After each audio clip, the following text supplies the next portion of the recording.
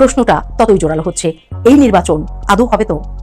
এই অনিশ্চয়তার মধ্যেই আসে আরেকটি ঘোষণা। আগামী 23 জানুয়ারি দিল্লিতে বক্তব্য দিতে যাচ্ছেন শেখ হাসিনা। এই ঘোষণার পর থেকেই রাজনীতির উত্তাপ নতুন করে বেড়ে যায়। অনেকের চোখে শেখ হাসিনার এই ভার্চুয়াল বক্তব্য যেন আগুনে ঘি ঢেলে দেওয়ার মতো।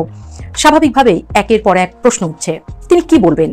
এটা কি শুধুই একটি বক্তব্য, নাকি নির্বাচন সামনে রেখে নতুন কোনো রাজনৈতিক চাল? এখন দেশের রাজনৈতিক বাস্তবতা নিজেই চরম। সজীব ওয়াজেদ জয়কে তার মায়ের রিটায়ারমেন্ট প্রসঙ্গে প্রশ্ন করেন, কারণ এর আগে যখন সেই সাংবাদিক বারবার প্রশ্ন করছিলেন যে ভারতেই শেখ হাসিনা থেকে যাবেন কিনা, সজীব ওয়াজেদ জয় বলেন না, তিনি এখনই দেশে ফিরে যেতে চান, তিনি দেশে ফিরে গিয়ে রিটায়ার করতে চান, তিনি দেশে ফিরে গিয়ে অবসরে যেতে চান। মানে আপনাদের সকলেরই মনে থাকবে, যারা শেখ হাসিনার সাক্ষাৎকার, শেখ হাসিনার বক্তব্য বিবৃতিগুলো বহু বছর ধরে লক্ষ্য করেন, তারা জানেন শেখ হাসিনা সবসময় বলতেন যে তিনি পর থেকেই যখন বারবার শেখ হাসিনার পর আওয়ামী লীগের হাল কে ধরবেন এ প্রসঙ্গে আলোচনা হচ্ছে, অক্টোবর মাস থেকে শেখ হাসিনা যখন আন্তর্জাতিক সংবাদ মাধ্যমগুলোর সঙ্গে ঘন ঘন সাক্ষাৎকার দিচ্ছেন, তখন বেশিরভাগ সংবাদ মাধ্যমে তাকে এ প্রশ্ন বারবার করছেন যে তারপর দলের হাল কে ধরবেন।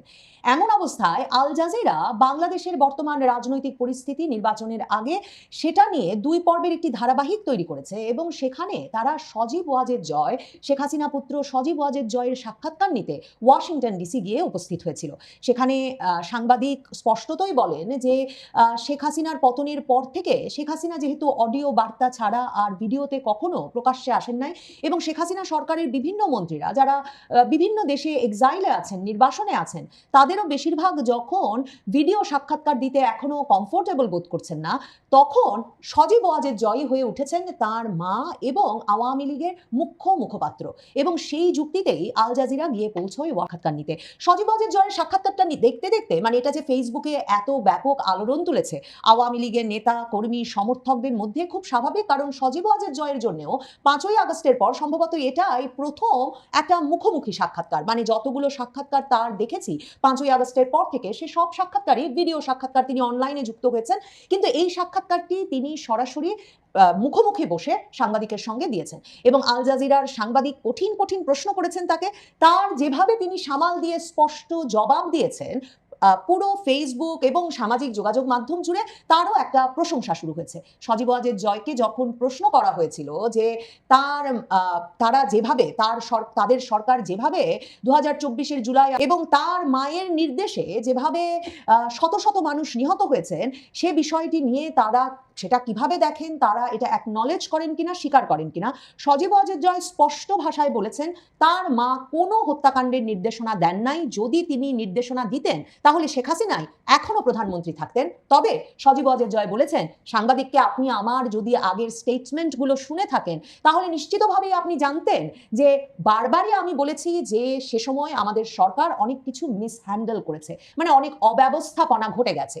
মিসহ্যান্ডেল একটা নরম শব্দ হয়ে যায় কিনা, তবে সজীব ওয়াজেদ জয় বলেছেন সে সময় পুলিশের সদস্যদের কেউ কেউ অ্যাক্সেস করে থাকতে পারেন, বিশেষ জোর প্রয়োগ, অতিরিক্ত বল প্রয়োগ করে থাকতে পারেন, কিন্তু তাদের সরকার যেসব তদন্ত কমিটি গঠন করেছিল, তাদের সরকার যেই পুলিশ সদস্যদেরকে অব্যাহতি দিয়েছিল, বর্তমান সরকার ইউনূস সরকার সেই তদন্ত বা সেই অতিরিক্ত বল প্রয়োগের ঘটনাগুলো কেন তদন্ত করে দেখলো না, সে প্রশ্ন তিনি পাল্টা রেখেছিলেন সাংবাদিকের কাছে। তবে সাংবাদিক সে প্রশ্নের উত্তর দিতে পারেননি। যেই কথাটি সবচেয়ে বেশি ভাইরাল হয়েছে সজীব ওয়াজেদ জয়ের এই সাক্ষাৎকারে, সেটা তার মা যদি প্রধানমন্ত্রী থাকতে চাইতেন মানুষ হত্যা করে, তাহলে তিনি এখনো প্রধানমন্ত্রী থাকতেন।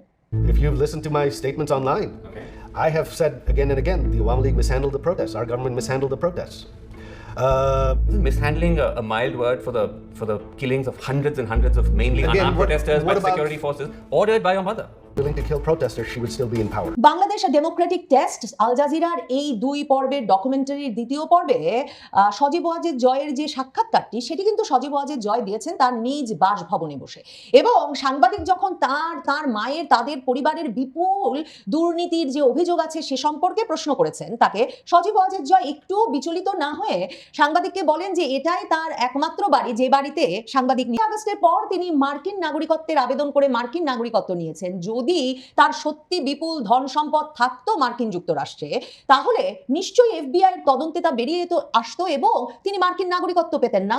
সাংবাদিক সেই পাল্টা প্রশ্নেরও উত্তর দিতে পারেননি, তিনি পরবর্তী প্রশ্নে চলে যান। তবে সবচেয়ে গুরুত্বপূর্ণ আমার কাছে যেটা মনে হয়েছে, যে অংশটা মনে হয়েছে সজীব ওয়াজেদ জয়ের এই সাক্ষাৎকারের, সেটা হচ্ছে সজীব ওয়াজেদ জয় এই সাক্ষাৎকারে তাকে যখন জিজ্ঞেস করা হলো আওয়ামী লীগের ভবিষ্যৎ আছে কিনা এ প্রসঙ্গে, কারণ সাংবাদিক শুরুতেই বলেছিলেন যে আওয়ামী লীগ কি করে 2024-এর জুলাই আগস্ট আন্দোলন দমন করেছিল সে প্রসঙ্গে তাদের মতামত, এবং আওয়ামী লীগের বাংলাদেশ রাজনীতিতে আদৌ আর কোনো ভবিষ্যৎ আছে কিনা এই প্রশ্নের উত্তর খুঁজতে নাকি তিনি সজীব ওয়াজেদ জয়ের কাছে পৌঁছেছেন। তখন সজীব ওয়াজেদ জয় বলেন মানে বাংলাদেশে আওয়ামী লীগ বহু দশক ধরে আছে এবং বাংলাদেশের জনসংখ্যা প্রিয় দর্শক, না টেনে শেষ পর্যন্ত দেখুন, আসল ঘটনা জানতে পারবেন।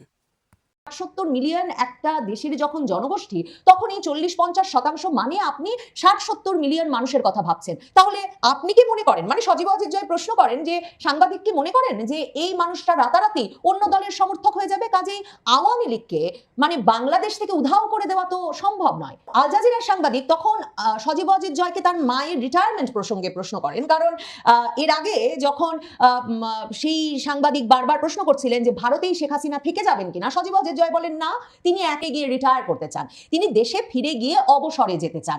এমন একটা কারণ মানে আপনাদের সকলেরই মনে থাকবে, যারা শেখ হাসিনার সাক্ষাৎকার, শেখ হাসিনার বক্তব্য বিবৃতিগুলো বহু বছর ধরে লক্ষ্য করেন, তারা জানেন শেখ হাসিনা সবসময় বলতেন যে তিনি টুঙ্গিপাড়া গিয়ে অবসর নিতে চান। সজীব ওয়াজেদ জয় যখন এটা বলেন যে তার মা দেশে ফিরে গিয়ে অবসর নিতে চান, সে কথার সূত্র ধরেই আল জাজিরার সাংবাদিক প্রশ্ন করেন আপনি অবসরের কথা বলছিলেন, তার মানে আপনার মা কি রাজনীতি থেকে অবসর নিতে যাচ্ছেন? সজীব ওয়াজেদ জয় বলেন শি ইজ ওল্ড, মানে তিনি, তার বয়স হয়ে গেছে, তিনি এল্ডারলি, তিনি প্রবীণ, তার বয়স হয়েছে এবং কোনো মানুষই সারা জীবন আরো বহু দশক বেঁচে থাকবে, প্রজন্ম থেকে প্রজন্মান্তরে বেঁচে থাকবে। কাজেই আওয়ামী লীগ থাকবে কি থাকবে না সেটা তার মায়ের ওপর নির্ভর করে না। এই মন্তব্যটি স্বাভাবিকভাবেই আওয়ামী লীগের অনুসারীদেরকে একরকমের চমকে দিয়েছে, কারণ 5ই আগস্টের পর থেকে শেখ হাসিনা যে নিরাপদ আছেন এই বিষয়টাই আওয়ামী লীগের নেতা কর্মী সমর্থকদের সবচেয়ে বেশি উদ্দীপিত এবং আশ্বস্ত রেখেছিল, এবং আওয়ামী লীগের শেখ হাসিনা আছেন নেতৃত্বে, সে কারণেই আওয়ামী লীগ নেতা কর্মী সমর্থকেরা এই ভয়াবহ হামলা মামলা নির্যাতনের মধ্যেও এই শক্তি বারবার পেয়েছেন যে শেখ হাসিনা বাংলাদেশে ফিরবেন, বাংলাদেশ আসবে, মানে শেখ হাসিনা আসবে, বাংলাদেশ হাসবে, এই স্লোগানটা একরকমের মনে প্রাণে বিশ্বাস করে তারা সেই বিপদেও সংগঠিত থেকেছেন। এবং শেখ হাসিনাই দিল্লিতে বসে থেকে নিয়মিতভাবে সারা বাংলাদেশের একেবারে তৃণমূল কর্মীদেরও মনোবল যোগাচ্ছেন। শেখ হাসিনা সারা বাংলাদেশের তৃণমূল কর্মীদেরকে সংগঠিত করছেন এবং তিনি তাদের বারবার বলছেন যে তিনি দেশে ফিরবেন এবং আল্লাহ যে তাকে 5ই আগস্ট বাঁচিয়ে রেখেছেন, সেটা বাঁচিয়ে রেখেছেন একটা সুনির্দিষ্ট কাজের জন্য বলেই তিনি মনে করেন।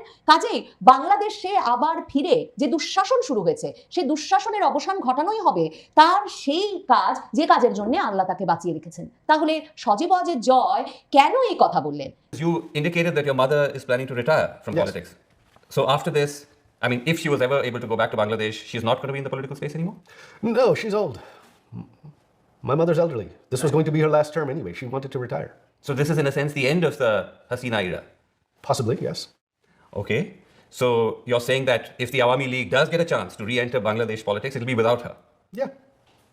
Awami League is a political party. It's the oldest party. It's been around for 70 years. It will continue with or without her. No one lives forever. সম্প্রতি বাংলাদেশ আওয়ামী লীগের নেতৃবৃন্দ ভারতের দিল্লি প্রেস ক্লাবেও একটি সংবাদ সম্মেলন করেছেন, সেটাও সাড়া জাগিয়েছে ভারতে হওয়ার কারণে এবং দুজন মন্ত্রী আওয়ামী লীগের সরকারের সেখানে প্রকাশ্যে উপস্থিত হওয়ার কারণে।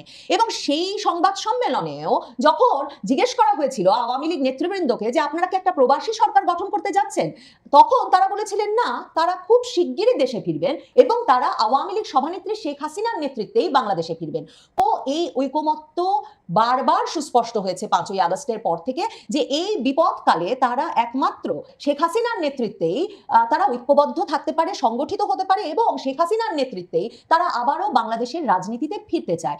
এবং শেখ হাসিনাকে যখন সাম্প্রতিক সময়ে সজীব ওয়াজেদ জয় বা তার মেয়ে সাইমা ওয়াজেদ পুতুল কিংবা অন্য কাউকে তিনি বাংলাদেশ আওয়ামী লীগের রাজনৈতিক উত্তরাধিকার দেবার কথা ভাবছেন কিনা সে প্রসঙ্গে প্রশ্ন করা হয়েছে, বারবারই তিনি এই উত্তর দিয়েছেন যে সেটা দলের সিদ্ধান্ত, যে তার পুত্র কন্যা কেউ আসবেন কিনা, কিন্তু তিনি মনে করেন যে আওয়ামী লীগের একটা নতুন নেতৃত্বের তো প্রয়োজন আছে, কিন্তু সেই নতুন নেতৃত্ব ঢাকা শহরের কোনো এলিট গোষ্ঠীর তো আসতে পারে বাংলাদেশের যে কোনো জায়গা থেকে, সারা বাংলাদেশ থেকে সেই তরুণেরা যারা কিনা তরুণ বৃদ্ধ সকলের সঙ্গেই যোগাযোগ রক্ষা করতে পারবেন এবং সামাজিক যোগাযোগ মাধ্যম এবং মুখোমুখি একই রকম ভাবে জনগণের মনের কথা বুঝতে পারবেন, এমন নেতৃত্ব খুঁজছেন শেখ হাসিনা। সে কথা কিন্তু তিনি বারবার সাক্ষাৎকারে বলেছেন।